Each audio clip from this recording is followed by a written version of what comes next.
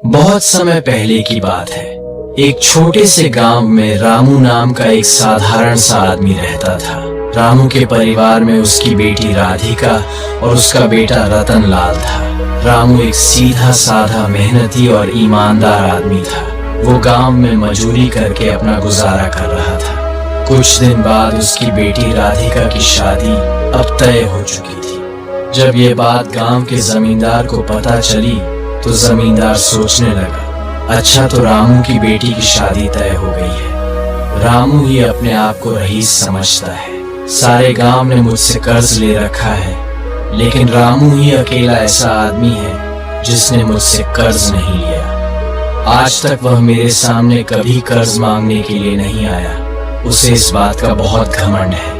मैं भी देखता हूँ ये शादी कैसे होती है। अभी मेघा और बिल्ला को बुलाता हूँ। असल में मेघा और बिल्ला पुराने चोर थे और वह पैसों के लिए जमींदार के सभी उल्टे सीधे काम किया करते थे। जमींदार मेघा और बिल्ला को बुलाया। मेरी बात ध्यान से सुनो। पता लगाओ कि रामू ने अपनी बेटी की शादी के लिए जो जेवर बनवाए हैं कहाँ पर रखे हैं, और तुम दोनों जाकर उनको हर हालत में चुरा लो। कुछ भी करके मुझे वह जेवर चाहिए, नहीं तो तुम दोनों की खैर नहीं। तुम दोनों बिना काम किए वापस मत लौटना। मैं रामू को अपने पैरों पर गिड़गिड़ाते हुए देखना चाहता हूँ। वे दोनों कहने लगे, आप बिल्कुल भी चिंता मत कीजिए जमींदार जी, आज रात को ही आपका काम हो जाएगा। और फिर मेघा और बिल्ला दोनों रात को रामू के घर में चोरी करने के लिए घुस गए और मौका मिलते ही उसके सारे जेवर और धन चुरा लिया और वापस जमींदार के पास पहुंचे और कहने लगे, जमींदार जी ये लीजिए, हमने आपका काम कर दिया। यही है सारा धन और सारे जेवर। जमींदार सोचने लगा, अब देखता हूँ कि रामू अपनी बेटी की शादी कैसे करता है और मेरे पास कैसे नहीं आता है। अपने आप को बड़ा रईस समझता है। अब तो उसे मेरे पास आना ही पड़ेगा। अगली सुबह जब रामू को पता चला कि उसके घर में चोरी हो चुकी है तो वह बहुत चिंता में डूब गया। भगवान की मूर्ति के सामने कहने लगा, हे मुरारी, मैंने तेरी इतनी भक्ति की और यह मेरे साथ क्या हो गया। 2 ही दिन के बाद मेरी बेटी की शादी है। अब मैं लड़के वालों को क्या मुंह दिखाऊंगा। और ये कहते हुए रामू की आंखों से आंसू आ गए। रामू का बेटा रतन कहने लगा, पिताजी अब जो होना था वह तो हो गया, अब आगे क्या करना है ये हमें सोचना चाहिए। शादी को तो हम तोड़ नहीं सकते, सारी तैयारियां हो चुकी हैं। अगर ये शादी टूट गई तो हमारी बहुत ही बदनामी हो जाएगी। मुझे तो लगता है कि आपको जमींदार से कुछ रकम उधार में ले लेनी चाहिए ताकि हम राधिका की शादी आराम से कर सकें। बाद में हम कुछ न कुछ करके सारा कर्जा चुका ही देंगे। अभी हम लोगों को सिर्फ शादी के बारे में ही सोचना चाहिए। रामू बोला, हाँ बेटा तुम बिल्कुल ठीक कहते हो। मैं अभी जमींदार साहब के पास जाकर कुछ पैसे कर्ज लेकर आता हूँ। यह कहकर रामू जमींदार के पास जाने के लिए घर से निकल गया। जमींदार रामू को अपने घर पर आता हुआ देखकर कहने लगा, आओ रामू आओ, कैसे आना हुआ। सुना है तुम्हारी बेटी की शादी तय हो गई है। रामू ने कहा, मालिक हुई तो है, लेकिन एक अनर्थ हो गया। कल रात को मेरे घर पर चोरी हो गई और जितने भी जेवर और पैसे थे वह सब चोर उठाकर ले गए। अब मुझे कुछ भी समझ में नहीं आ रहा है कि मैं क्या करूं। जमींदार को तो पहले से ही सब कुछ पता था, फिर भी वह नाटक करते हुए कहने लगा, अरे यार रामू ये तो बहुत बुरा हुआ। खैर तुम चिंता मत करो, यह बताओ कि यहाँ पर कैसे आना हुआ। बेचारा रामू जमींदार से बोला, मालिक मैं आपसे उसी बारे में बात करने के लिए आया हूँ। आप तो जानते हैं कि अब मेरे पास कुछ नहीं बचा, इसी वजह से मुझे धन की आवश्यकता है। ये सुनकर जमींदार मन ही मन बहुत ही खुश हुआ। सोचने लगा, यह हुई ना बात, अब आया ना ऊंट पहाड़ के नीचे। उसने रामू से कहा, देखो रामू भाई, कर्ज तो मैं तुम्हें दे दूंगा, लेकिन तुम चुकाओगे कब? तुम्हारे पास तो गिरवी रखने के लिए भी कुछ नहीं है। रामू ने जमींदार से कहा, मालिक, मैं और मेरा बेटा दोनों बहुत ही मेहनत करेंगे, बहुत काम करेंगे और जल्दी से जल्दी आपकी पाई पाई चुका देंगे। मुझ पर विश्वास कीजिए मालिक। जमींदार बोला, ठीक है, मैं तुम्हें पैसे दे देता हूँ। ऐसा कहकर जमींदार ने रकम की थैली रामू को पकड़ा दी। रामू वो पैसे लेकर वहां से चला गया और फिर उसने अपनी बेटी की शादी बड़ी धूमधाम से की। कुछ दिनों के बाद उसका बेटा रतन रामू से कहने लगा, पिताजी, शादी तो बहुत ही अच्छे से निपट गई। अब हमें जमींदार का कर्जा भी चुकाना होगा, इसलिए मुझे कई काम की तलाश में निकालना होगा। इतना कहकर रतन गांव में काम ढूंढने के लिए निकल जाता है। वह पूरा दिन गांव में काम ढूंढता रहा। बहुत सारी जगह जाकर उसने पूछा, लेकिन उसे कहीं पर भी कोई काम नहीं मिला। आखिरकार वह निराश होकर अपने घर वापस आ गया और अपने पिता से कहने लगा, पिताजी, मैंने गांव में बहुत काम ढूंढा, लेकिन मुझे कहीं पर भी कोई काम नहीं मिल रहा। मैं जमींदार के यहाँ पर भी गया था, लेकिन उन्होंने भी मुझे मना कर दिया। मुझे लगता है कि गांव में शायद मुझे कोई काम नहीं मिल पाएगा, इसलिए मुझे नगर में जाकर ही काम ढूंढना पड़ेगा। शायद वहां पर कुछ काम मिल जाए। ये सुनकर रामू कहने लगा, तुम ठीक कहते हो बेटा। तुम तो जानते ही हो कि मैंने आज तक कभी किसी से उधार नहीं लिया। पहली बार हमारे मुश्किल समय में जमींदार ने हम पर भरोसा करके पैसे दिए हैं। जमींदार एक अच्छा आदमी है, हमें उसके पैसे समय रहते लौटा देने चाहिए। रतन बोला, पिताजी, आप चिंता मत कीजिए, मैं शहर जाकर कुछ न कुछ काम जरूर ढूंढ लूंगा और जल्दी से जल्दी जमींदार का कर्जा लौटा दूंगा। आप बिल्कुल निश्चिंत रहिए। इतना कहकर रतन नगर की ओर चला गया। किस्मत का करना ऐसा हुआ कि वहां पर उसे एक सेठ के यहाँ पर अच्छी नौकरी मिल गई। कुछ ही दिनों के बाद रतन पैसे कमाकर गांव वापस लौट आया। लौटते ही उसने अपने पिताजी से कहा, पिताजी, आपके आशीर्वाद से मुझे नगर में अच्छी नौकरी मिल गई है और मैंने अच्छी खासी रकम भी जमा कर ली है। उसने रकम की थैली अपने पिता को दी और कहा, पिताजी, अब आप जाकर जमींदार का सारा कर्जा चुका दीजिए। रामू ने कहा, बेटा, यह तुमने बहुत ही अच्छा काम किया। मैं दिन रात यही सोचता रहता था कि जमींदार का पैसा समय पर लौटा पाऊंगा या नहीं। आज तुमने यह खुशखबरी देकर मुझे चिंता मुक्त कर दिया है। मैं अभी जाकर जमींदार का पैसा वापस लौटा आता हूँ। अच्छा पिताजी, आप जाइए और पैसे लौट आइए, लेकिन मुझे तो अभी के अभी शहर वापस जाना होगा, क्योंकि मुझे अभी वहां पर काफी काम है। मैं वापस निकलता हूँ। यह कहकर रतन वापस नगर की तरफ लौट गया। इसके बाद रामू पैसे लेकर जमींदार के घर की तरफ चल दिया। जमींदार के घर पहुंचकर वह जमींदार से कहने लगा, जमींदार जी, राम राम। जमींदार ने रामू को देखा तो कहा, आओ। रामू, कैसे आना हुआ? क्या तुम्हें और पैसों की जरूरत पड़ गई? रामू बोला, नहीं मालिक, मैं तो पुराना लिया हुआ कर्ज वापस लौटाने के लिए आया हूँ। आपने आवश्यकता के समय मेरी सहायता की, उसके लिए मैं आपका आभारी हूँ। जमींदार ने कहा, अरे वाह, बड़ी जल्दी पैसों का इंतजाम कर लिया तुमने।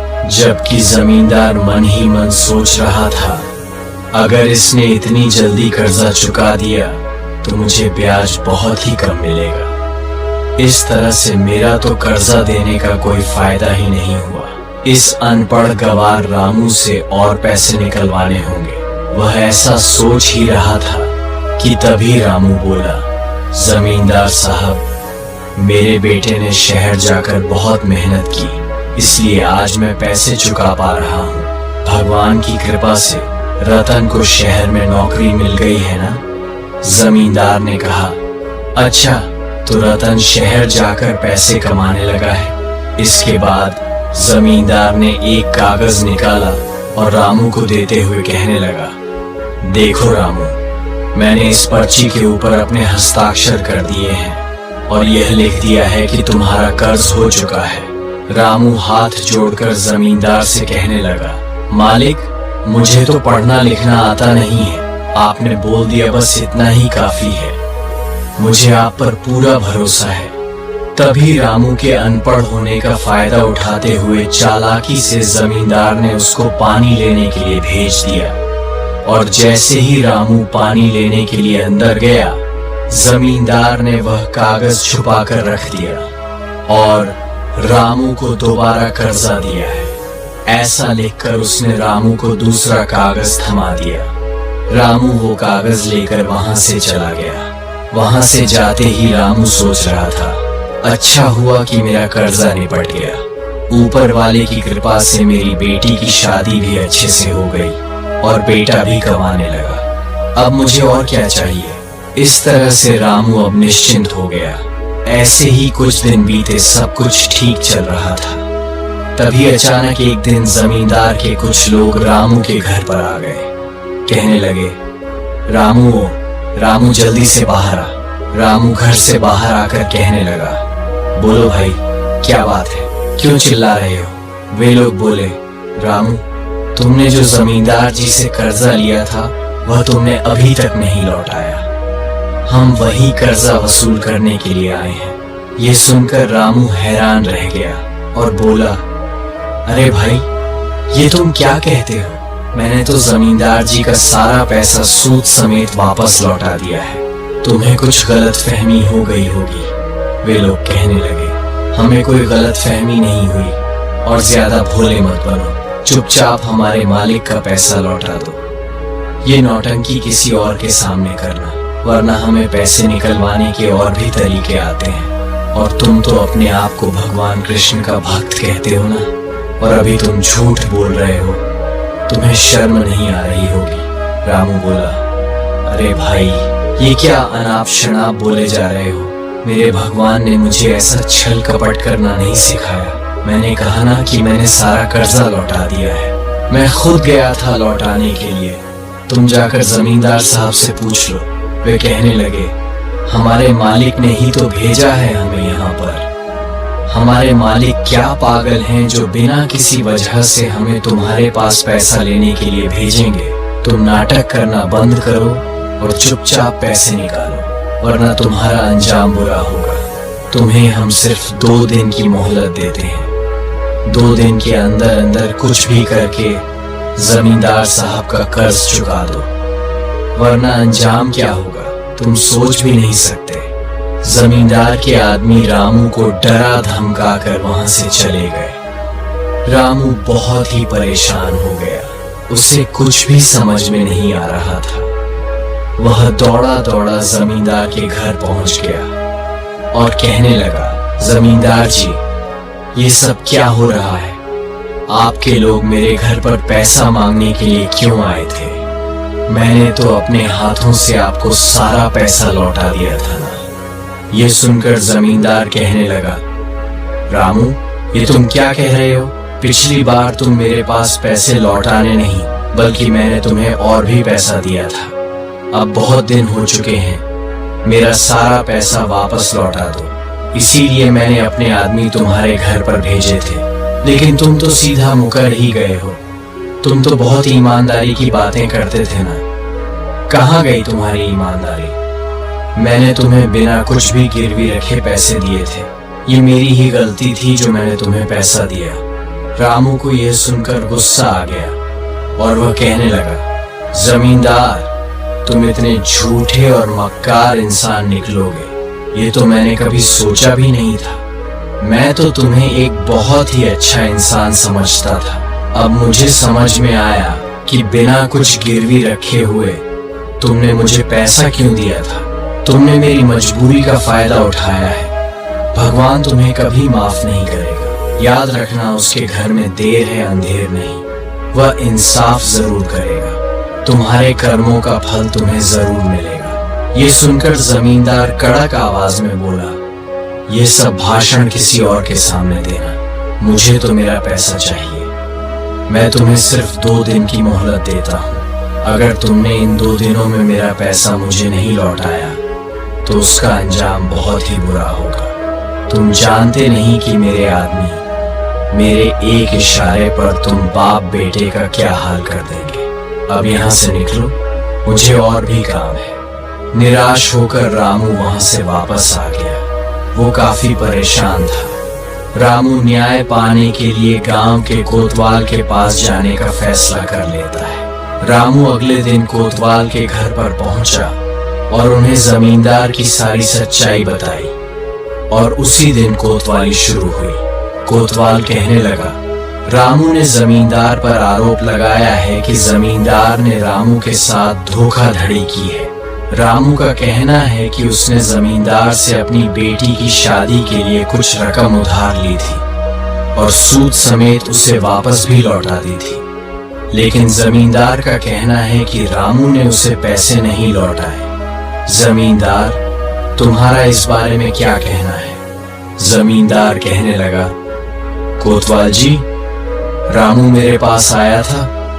उसने कहा था कि उसकी बेटी की शादी के गहने और पैसे चोरी हो गए हैं। रामू ने मुझसे पैसे मांगे और मैंने उसकी हालत पर तरस खाकर उसे बिना कुछ भी गिरवी रखे पैसे दे दिए। मुझे नहीं मालूम था कि रामू ऐसा आदमी निकलेगा। मैंने आवश्यकता के समय उसकी सहायता की और रामू ने मेरे साथ ही धोखा कर दिया। रामू ने मुझे कोई पैसे नहीं लौटाए और ये सारे गांव वालों से कहता फिरता है कि उसने मुझे पैसे लौटा दिए हैं। ये सुनकर रामू ने कहा, नहीं साहब, ये झूठ बोल रहा है। मेरे बेटे रतन ने बहुत ही मेहनत करके पैसे कमाए थे और जमींदार को मैंने पैसे लौटा भी दिए थे। मेरे बेटे को गांव में कोई काम नहीं मिला था। इस वजह से उसने शहर जाकर काम ढूंढा और जी तोड़ मेहनत की, पैसे कमाए और मैंने जमींदार का कर्जा वापस कर दिया। जमींदार झूठ बोल रहा है। मेरा विश्वास कीजिए कोतवाल साहब, मैंने खुद जाकर जमींदार को सूद समेत पैसे वापस लौटा दिए थे। रामू की बात सुनकर कोतवाल ने कहा, रामू, क्या तुम्हारे पास कोई सबूत है कि तुमने जमींदार के पैसे लौटा दिए हैं? रामू बोला, जी मेरे पास एक पर्ची है जो खुद जमींदार ने मुझे दी थी और उस पर लिखा था कि मैंने सारा कर्जा कर दिया है। जमींदार ने उस कागज पर हस्ताक्षर भी किए थे। यह कहते हुए रामू ने वह पर्ची कोतवाल को दे दी जो जमींदार ने उसे दी थी। कोतवाल जी वह पर्ची देखने लगा और रामू से कहने लगा, रामू, क्या तुम जानते भी हो कि इस पर्ची में क्या लिखा है? जैसा तुमने कहा है वैसा तो इस पर्ची पर कुछ भी नहीं लिखा। इस पर तो लिखा है कि तुमने जमींदार से और भी कर्जा लिया है। ये सुनकर रामू हैरान होते हुए कहने लगा, ये सरासर झूठ है। जमींदार ने मुझसे कहा था कि उसने इस पर मेरा कर्जा हो गया है, ऐसा लिखा है और अपने हस्ताक्षर भी किए हैं। अब मैं ठहरा अनपढ़ गंवार आदमी, मैंने जमींदार की बात पर भरोसा कर लिया और यह कागज अपने पास रख लिया। मुझे नहीं मालूम था कि जमींदार मेरे अनपढ़ होने का फायदा उठा रहा है। अब बारी जमींदार के बोलने की थी। वह बोला, अब आप ही फैसला कीजिए कोतवाल जी, सबूत आपके सामने है। रामू सरासर झूठ बोल रहा है। इसने मुझे कोई पैसे नहीं लौटाए बल्कि इसने मुझसे और भी पैसे उधार लिए थे। अब आप ही इंसाफ कीजिए। कोतवाल ने कुछ सोचकर कहा, सारे सबूत तो यही कहते हैं कि जमींदार सच बोल रहा है। फिर भी रामू, मैं तुम्हें एक मौका देना चाहता हूँ। कल कोतवाली में तुम्हें अपनी बेगुनाही का सबूत देना होगा और आज की सभा यहीं समाप्त होती है। रामू बहुत ही परेशान था। वह सीधा अपने घर गया और भगवान से प्रार्थना करने लगा, हे प्रभु, मेरी सहायता कीजिए।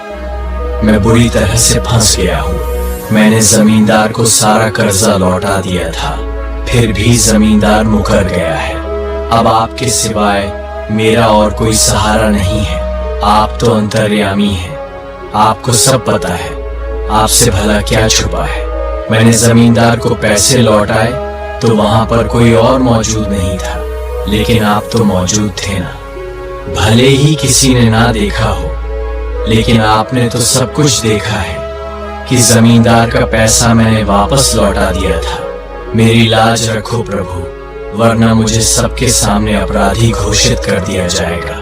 आज आपको अपने भक्त की लाज रखनी ही पड़ेगी। उस जमींदार ने ऐसा षड्यंत्र रचा है कि उसके षड्यंत्र को पार करना अब मेरे बस की बात नहीं है। मेरे पास आपके अलावा अब कोई सबूत नहीं है।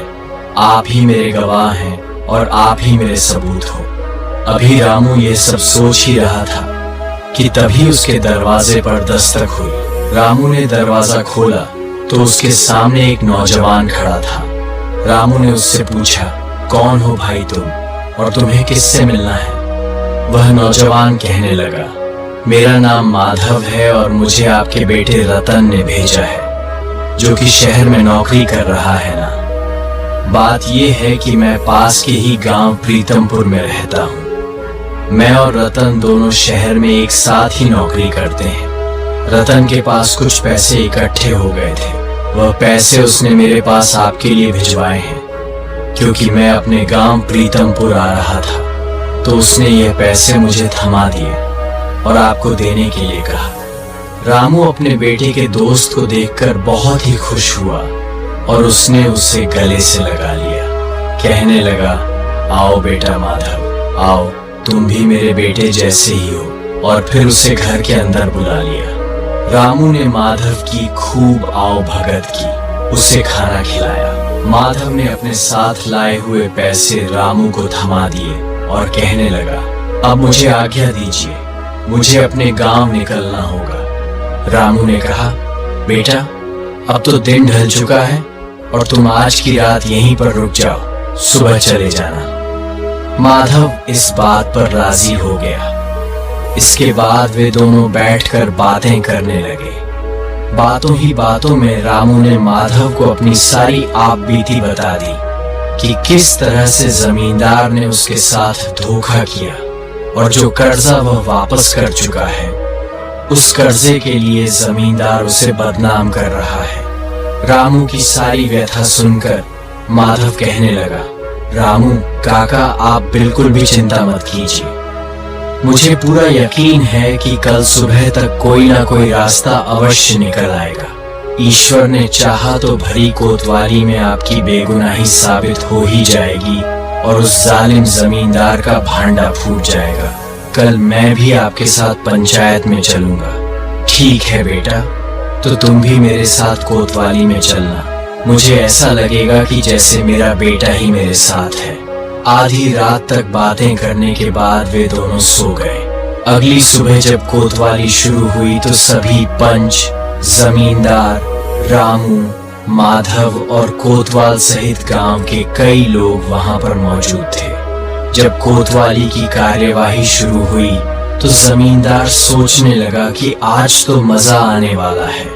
आज भरी सभा में रामू की इज्जत की धज्जियां उड़ जाएंगी और अपने आप को यह बहुत ही रईस खुददार समझता है ना। आज इसकी सारी खुददारी चूर चूर हो जाएगी। आज के बाद यह किसी को मुंह दिखाने के लायक नहीं रहेगा। जब सभी लोग वहां पर जमा हो गए तो कोतवाल ने कहा, बोलो रामू, जमींदार के खिलाफ आज तुम क्या सबूत लेकर आए हो? रामू आंखों में आंसू लिए हुए इधर उधर देखने लगा। जमींदार रामू को देखते हुए बोला, कोतवाल जी, आप भी किसकी बातों में आ गए? इस रामू की बातों पर बिल्कुल भी विश्वास मत कीजिए। जब रामू मेरे पास आया था तो इसने पैसे दोबारा से उधार लिए थे। अब आप समय बर्बाद मत कीजिए और अपना फैसला सुना दीजिए। जमींदार की बात सुनकर कोतवाल ने कहा, काफी देर हो चुकी है, हम और अधिक प्रतीक्षा नहीं कर सकते। हमने फैसला कर लिया है। जमींदार सच बोल रहा है। इससे आगे कोतवाल जी कुछ और कहने ही वाले थे, उतने में ही एक आवाज आई, रुकिए कोतवाल जी, मैं इस जमींदार की सारी सच्चाई को जानता हूँ। यह सुनकर सारे गांव वाले उस नौजवान की तरफ देखने लगे, जबकि जमींदार हैरान रह गया। उसकी आंखें फटी की फटी रह गई। उस नौजवान को देखकर कोतवाल ने कहा, तुम कौन हो? पहले तुम्हें इस गांव में कभी नहीं देखा। तब रामू ने बताया, कोतवाल जी, यह माधव है, मेरे बेटे रतन का मित्र। कोतवाल कहने लगा, अच्छा नौजवान, अब यह बताओ, जब रामू जमींदार के यहाँ पर पैसे देने गया था तो क्या हुआ था? माधव बोला, कोतवाल जी, उस दिन रामू ने जमींदार के सारे पैसे सूद समेत वापस लौटा दिए थे। यहाँ तक कि जमींदार ने एक पर्ची के ऊपर अपने हस्ताक्षर किए और उस पर लिख दिया था कि रामू, अब तुम्हारा सारा कर्जा जमा हो चुका है। लेकिन रामू के अनपढ़ होने का फायदा उठाते हुए जमींदार ने वह पर्ची छुपा दी थी और दूसरी पर्ची पर लिख दिया कि रामू ने उससे और भी ज्यादा कर्ज लिया है। ये सुनकर जमींदार एकदम से बोला, कोतवाल जी, ये माधव झूठ कहता है, ये तो वहां पर था भी नहीं। ये कोई मनगढ़ंत कहानी सुना रहा है। ये कोई बहरूपिया है जिसे रामू कहीं से झूठी गवाही देने के लिए लेकर आया है। अगर ये सच बोल रहा है तो उससे पूछिए कि इसके पास क्या सबूत है। इस बात पर कोतवाल ने कहा, हाँ भाई माधव, बोलो, हम सिर्फ तुम्हारी गवाही पर भरोसा नहीं कर सकते, तुम्हें अपनी सच्चाई का कोई सबूत तो देना ही पड़ेगा। क्या तुम्हारे पास कोई सबूत है जिससे तुम यह बात साबित कर सको? माधव कहने लगा, अगर आपको भरोसा नहीं है तो किसी को जमींदार के घर भेजिए। घर में ढूंढने पर आपको खाते की लाल रंग की पुस्तक पड़ी हुई मिलेगी। उसके अंदर एक फटा हुआ पर्चा मिलेगा जिस पर जमींदार ने खुद लिखा था कि रामू का सारा कर्जा चुकता हो चुका है और उस पर जमींदार ने खुद के हस्ताक्षर भी किए थे। यह सुनकर तो जमींदार के पैरों तले से जमीन ही खिसक गई। वह सोचने लगा, कौन है यह आदमी और इसको सारी बातों का कैसे पता चल गया?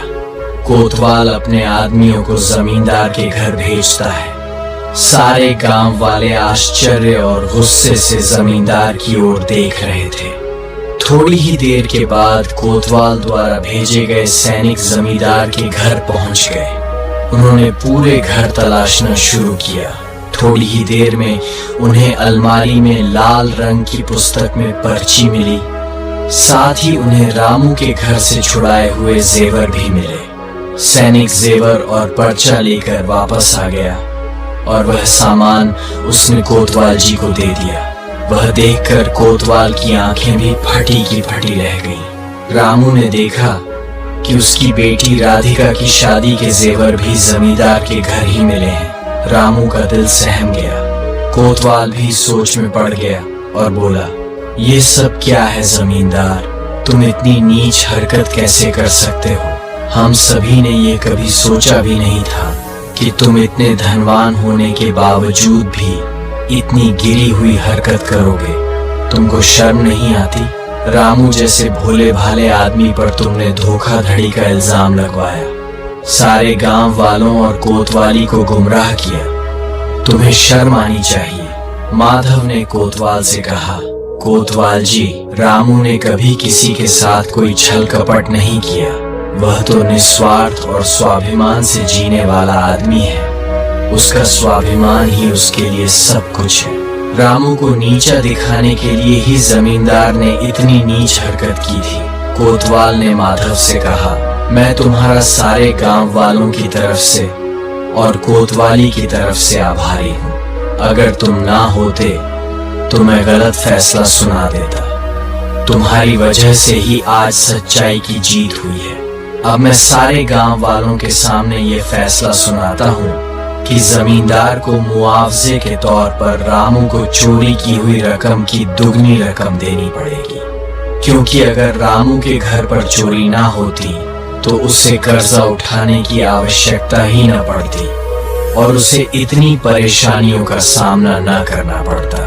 और इस तरह से आखिर में सच्चाई की जीत हुई, जब कोतवाली ने बेईमान जमींदार को उसके किए हुए गलत कामों के लिए दोषी ठहराया। और रामू को बेगुनाह साबित कर दिया तो सभी लोग बहुत ही खुश हुए। गांव के सभी लोग एक एक करके रामू को बधाई देने लगे। इस खुशी के माहौल में रामू को उसके कई दोस्तों और शुभचिंतकों ने घेर लिया और उसे गले लगकर बधाइयां देने लगे। गांव के सभी लोग जब रामू को बधाई दे रहे थे तब रामू को अपने बेटे के दोस्त माधव का ख्याल आया और वह माधव को इधर उधर ढूंढने लगा, परंतु माधव उसे कहीं पर भी दिखाई नहीं दे रहा था। बहुत देर तक रामू ने माधव की तलाश की, परंतु माधव वहां से जा चुका था। मन ही मन रामू माधव को धन्यवाद दे रहा था कि उसने बहुत सही वक्त पर आकर उसकी सहायता की है, परंतु शायद उसे अपने गांव जाने की इतनी जल्दी थी, इसीलिए वो बिना मुझसे मिले ही यहाँ से निकल गया। रामू ने मन में ये फैसला कर लिया था कि जब भी उसका बेटा रतन नगर से वापस आएगा तो उसके साथ वो माधव के घर अवश्य जाएगा ताकि उसका धन्यवाद कर सके। अब पूरे गांव में रामू की बेगुनाही साबित हो चुकी थी, जबकि जमींदार पूरे गांव में बदनाम हो चुका था। रामू इस बात से निश्चिंत था कि उसके सिर पर अब कोई कलंक नहीं रहा। इसी तरह से एक हफ्ता बीत गया। एक हफ्ते के बाद जब रामू का बेटा रतनलाल घर पर आया, घर पर पहुंचा तो रामू ने उसे गले से लगा लिया और कहने लगा, बेटा तुमने आने में थोड़ी देर कर दी, परंतु तुम्हारे मित्र माधव ने सही समय पर आकर पूरे गांव के सामने मेरी इज्जत बचा ली। उसके बेटे ने चौंक कर कहा, माधव? कौन माधव? माधव नाम का मेरा कोई मित्र नहीं है। रामू ने कहा, अरे वही माधव जो शहर में तुम्हारे साथ नौकरी करता है और तुम्हारे द्वारा भेजे गए पैसे देने के लिए वह पिछले हफ्ते ही हमारे घर पर आया था। नहीं पिताजी, मैं किसी माधव को नहीं जानता और ना ही इस नाम का कोई आदमी शहर में मेरे साथ काम करता है, ना ही मैंने उसे कोई पैसे देकर यहाँ पर भेजा था। ये सुनकर जैसे रामू की आंखें आश्चर्य से फटी की फटी रह गईं। वो कहने लगा, बेटा क्या तुम माधव को नहीं जानते? इसके बाद रामू ने सारी बात अपने बेटे को विस्तार से बताई कि किस तरह से जमींदार ने उसके साथ धोखा किया और किस तरह से वह कोतवाली का सहारा लेकर उसे सजा दिलवाना चाहता था, परंतु माधव नाम का एक नौजवान जो कि अपने आप को तुम्हारा मित्र बता रहा था, उसने भरी कोतवाली में मेरे पक्ष में गवाही दी और जमींदार की सारी पोल पट्टी खोल कर रख दी। परंतु अब तुम कहते हो कि तुम किसी माधव नाम के आदमी को नहीं जानते। वह तो मुझसे यह भी कह रहा था कि उसका घर पास के ही गांव प्रीतमपुर में है। बेटा बोला, अगर ऐसी बात है तो पिताजी चलिए हम इसी वक्त प्रीतमपुर चलते हैं, वहां जाकर पता करेंगे कि माधव नाम का आदमी वहां पर कौन है। दोनों बाप बेटा उसी समय नजदीक के ही गांव प्रीतमपुर में जा पहुंचे। वहां पहुंचकर उन्होंने गांव वालों से माधव नाम के नौजवान के बारे में पूछताछ की। पता चला कि पूरे गांव में माधव नाम का कोई आदमी नहीं रहता। अब तो बाप बेटा दोनों के आश्चर्य की सीमा न रही। आखिर वो नौजवान कौन था जो उस समय आकर रामू की सहायता करके चला गया? दोनों बाप बेटे अपने घर लौट आए। कुछ देर के बाद रामू कुछ सोचकर मुस्कुराने लगा। उसके बेटे ने पूछा, पिताजी आप मुस्कुरा क्यों रहे हैं? तब रामू कहने लगा, बेटा मुझे समझ में आ गया कि वह माधव नाम का नौजवान कौन था। हम उसे इस गांव में जितना भी ढूंढ लें वह हमें कभी नहीं मिलेगा।